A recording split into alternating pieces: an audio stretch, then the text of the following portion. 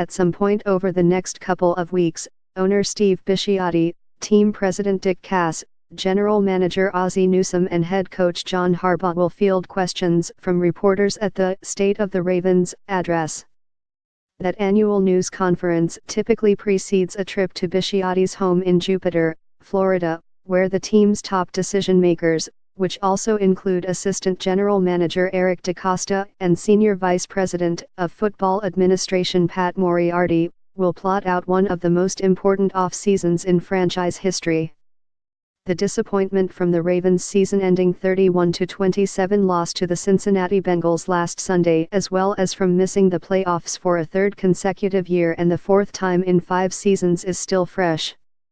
However, a host of issues await the team's brain trust, which is facing more scrutiny than perhaps ever before.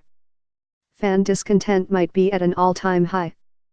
The Ravens are facing a tight salary cap situation and there is an obvious need for offensive playmakers. A defense that was dominant at times in 2017 but came apart at the most critical moments needs a new coordinator. The Baltimore Sun looks at 5 of the Ravens' biggest off-season storylines.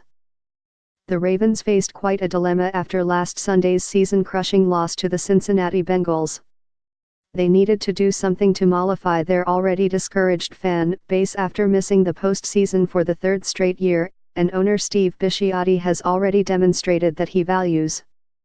The Ravens faced quite a dilemma after last Sunday's season-crushing loss to the Cincinnati Bengals. They needed to do something to mollify their already discouraged fan base after missing the postseason for the 3rd straight year, and owner Steve Bisciotti has already demonstrated that he values. Can the Ravens pacify a suddenly frustrated fan base? The Ravens have spoken proudly that their 99% renewal rate on season tickets has remained steady. However, selling tickets and getting fans into M&T Bank Stadium is more challenging than it's ever been. The reasons for the rows of empty seats in Baltimore and in most NFL cities are well documented, and a few of them are beyond the Ravens' control. The fact remains that the Ravens badly need to re-energize their fan base.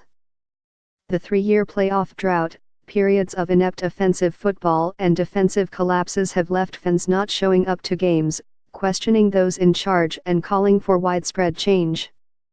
That there wasn't significant turnover on the coaching staff only added to fan discontent. Bisciotti and Newsome haven't been successful over their careers by responding to the whims and complaints from their fans. Yet, they surely understand what's at stake this off-season. They need to significantly upgrade the roster and get fans excited again about the franchise. How will the Ravens add playmakers?